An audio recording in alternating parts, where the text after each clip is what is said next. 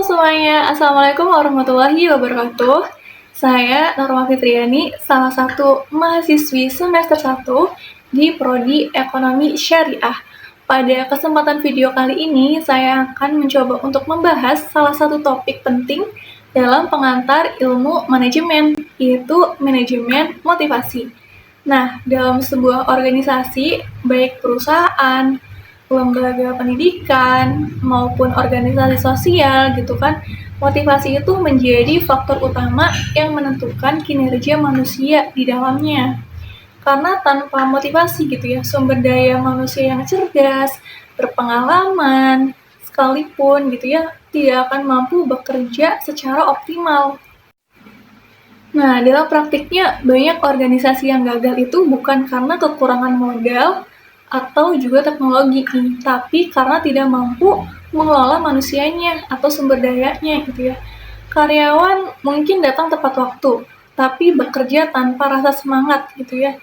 Jadi bisa aja nih karyawan itu datang kerja, duduk di meja, ngerjain tugas gitu ya, tapi tanpa motivasi gitu. Jadi semua itu tuh dilakukan hanya sekadar aktivitas, bukan kinerja. Nah, jadi itu mungkin tugas diselesaikan gitu ya, namun tidak dengan kualitas terbaik. Nah, motivasi itu bukan soal ada pekerjaan atau nggak ada nih, tapi soal mau mengerjakan dengan sungguh-sungguh atau tidak. Nah, dalam kondisi ini tuh ya menunjukkan bahwa motivasi kerja itu punya peranan yang sangat krusial dan juga penting ya dalam manajemen. Nah, oleh karena itu, melalui video ini saya akan membahas tentang apa sih pengertian manajemen motivasi itu, terus apa tujuan dan manfaatnya, apa saja teori-teori motivasi itu, dan apa contoh penerapan dalam organisasi. Nah, jadi berdasarkan pengertiannya, manajemen motivasi itu proses merencanakan, mengarahkan, mengendalikan gitu upaya untuk membangkitkan semangat kerja individu atau juga kelompok nih agar tujuan organisasi dapat tercapai secara efektif dan juga efisien. Nah, untuk motivasi sendiri itu asal katanya dari kata movere yang artinya itu dorongan.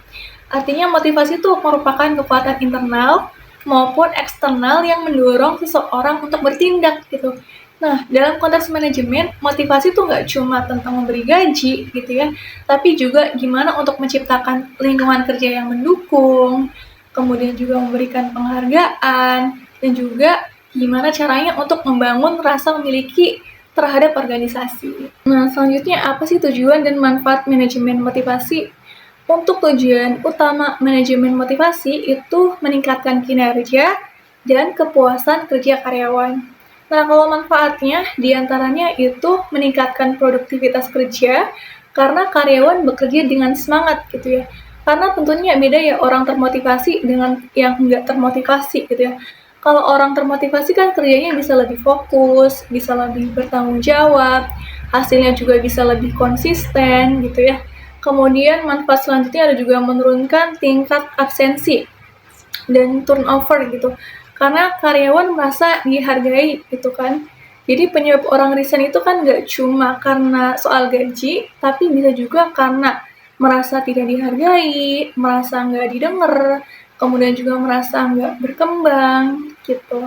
Nah, kemudian manfaat selanjutnya ada menciptakan loyalitas terhadap organisasi. Karena motivasi itu kan bisa bikin orang ngerasa betah gitu ya. Bukan karena terpaksa, tapi karena ngerasa punya tempat, rasa memiliki gitu ya. Jadi kalau misalkan dianalogiin itu, motivasi itu kayak lem gitu dalam organisasi. Karena tanpa lem, ya timnya tuh gampang pecah gitu. Orangnya juga bisa kerja sendiri-sendiri. Nah, manfaat selanjutnya bisa mendorong kreativitas dan inovasi. Jadi organisasi yang mampu mengelola motivasi dengan baik itu biasanya memiliki suasana kerja yang positif dan punya hubungan kerja yang sehat gitu antara pimpinan dan juga bawahan atau karyawan. Kita lanjut tentang teori-teori motivasi ya. Jadi dalam ilmu manajemen itu terdapat beberapa teori motivasi yang sering digunakan. Yang pertama itu ada teori hierarki kebutuhan Abraham Maslow. Jadi Maslow itu menyatakan bahwa kebutuhan manusia tuh tersusun dari 5 tingkat. Apa saja? Yang pertama itu ada kebutuhan fisiologis ya teman-teman, jadi kebutuhan yang paling bawah gitu kalau dalam piramida gitu ya. Jadi maksudnya apa? Isinya tuh seperti makan, kebutuhan untuk minum, kebutuhan untuk tidur, untuk bernafas gitu kan, pergi ke toilet gitu kan. Nah, jadi menurut teori ini nih ya, kebutuhan paling dasar itu kan contohnya kayak makan. Kalau misalkan kamu lapar banget nih, terus apa bisa dalam keadaan lapar itu bisa mikirin tentang mimpi atau mungkin juga pengembangan diri, kan agak sulit gitu ya. Jadi makanya dalam teori ini tuh kebutuhan fisiologis itu ditempatkan yang paling bawah gitu, yang paling krusial. Nah, kalau untuk tingkatan kedua itu ada kebutuhan keamanan gitu ya. Isinya apa aja? Isinya tuh tentang tempat tinggal, uang buat hidup, kerjaan stabil gitu, nggak takut besok bakal gimana gitu ya. Jadi kalau misalkan ada rasa takut, gimana ya kalau besok dipecat gitu ya, gimana ya kalau besok nggak bisa makan gitu, bulan depan nggak bisa makan, jadi otak kita tuh sibuk dengan rasa takut gitu. Jadi bukannya mikirin berkembang, tapi rasa takutnya lebih besar. Jadi di tingkatan kedua itu dibutuhkan rasa aman. Nah, kalau untuk tingkatan ketiga itu ada kebutuhan sosial ya. Jadi itu ada rasa ingin ditemenin gitu. Isinya tentang punya temen, diterima, nggak kesepian gitu ya. Nah, jadi kalau misalkan seseorang itu ngerasa dijauhin, dikucilkan, merasa sendirian gitu, otomatis motivasinya akan turun gitu ya. Meskipun gajinya oke atau aman, tapi motivasinya tetap turun karena rasa kebutuhan sosialnya tidak terpenuhi. Nah, untuk tingkatan keempat itu ada kebutuhan penghargaan ya. Jadi ada rasa ingin dihargai gitu. Isinya apa aja? Yaitu dipuji, ya, diakui, dipercaya. Nah, untuk tingkatan keempat itu ada kebutuhan penghargaan gitu. Ada rasa ingin dihargai. Jadi isinya bisa pujian, rasa diakui, dipercaya. Jadi kalau misalkan kamu udah kerja keras nih, tapi hasil kerja keras kamu itu nggak dihargai, tentunya lama-lama kamu bakal ngerasa capek. Nah, seperti itu. Nah, kemudian tingkatan yang terakhir itu ada aktualisasi diri ya. Kalau dalam piramida itu tingkatannya tuh paling atas. Isinya apa aja? Yaitu keinginan untuk berkembang, berkarya, dan juga ngerasa hidup itu lebih bermakna. Nah, jadi kenapa teori Maslow itu digambarkan dalam bentuk piramida? Karena bawahnya itu pondasi, sedangkan atasnya itu bonus. Kalau bawahnya retak gitu ya, atasnya turun tuh. Nah, makanya manajer tuh nggak bisa nuntut kreativitas kalau karyawannya tuh belum aman gitu kan. Jadi seseorang tuh akan termotivasi gitu memenuhi kebutuhan tingkat lebih tinggi setelah kebutuhan dasarnya terpenuhi. Nah, untuk yang kedua itu ada teori dua faktor Herzberg. Jadi Herzberg ini membagi faktor kerja menjadi dua, yaitu faktor higien dan faktor motivator. Faktor higien itu contohnya kayak gaji dan kondisi kerja. Kalau faktor motivator, contohnya kayak prestasi dan juga pengakuan. Nah, faktor higien tuh mencegah ketidakpuasan, sedangkan faktor motivator itu meningkatkan kepuasan kerja. Nah, untuk teori yang ketiga itu ada teori kebutuhan McLean. Jadi teori itu menekankan 3 kebutuhan utama gitu ya, yaitu kebutuhan akan prestasi, kebutuhan akan kekuasaan, dan juga kebutuhan akan afiliasi gitu ya. Jadi setiap individu tuh punya kombinasi kebutuhan yang berbeda-beda gitu ya. Jadi ada orang nih yang haus prestasi, ada yang pengen berpengaruh, dan ada juga orang yang pengen diterima sosial. Nah, untuk selanjutnya apa sih peran manajer dalam membangun motivasi gitu ya? Jadi untuk manajer ini tuh punya peran strategis dalam membangun motivasi karyawan.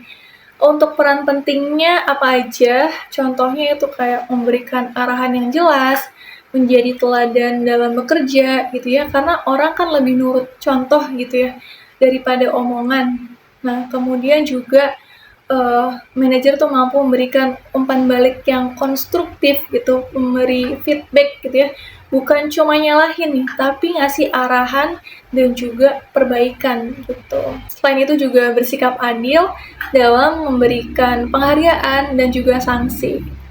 Nah, jadi manajer yang baik tuh nggak cuma fokus pada hasil ya, tapi juga memperhatikan kondisi psikologis dan juga kebutuhan bawahannya. Nah, kita bakal coba studi kasus sederhana ya. Contohnya nih, misalkan ada sebuah perusahaan retail gitu ya, mengalami penurunan kinerja karyawan. Setelah dievaluasi, masalahnya tuh bukan pada gaji gitu, melainkan kurangnya apresiasi dan juga komunikasi dari atasan. Nah, kemudian manajemen ini menerapkan sistem penghargaan bulanan, kemudian juga evaluasi kerja secara terbuka, adanya pelatihan dan pengembangan diri. Nah, jadi hasilnya semangat kerja karyawan tuh meningkat dan produktivitas kembali naik. Nah, dari kasus ini dapat disimpulkan bahwa motivasi non-materi juga sangat berpengaruh ya terhadap kinerja seseorang.